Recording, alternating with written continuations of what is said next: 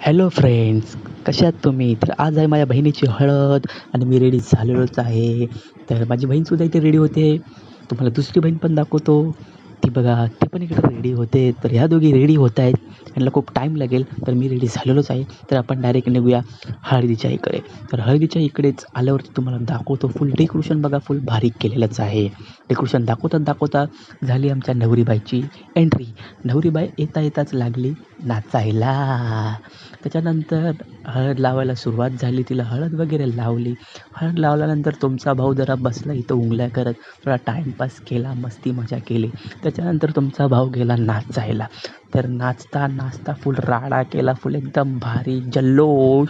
नाचून दमलो आम्ही. त्याच्यानंतर हळद वगैरे संपली. मग आम्ही बसलो चिल मारत. चिल मारताच आली आम्हाला आईस्क्रीम.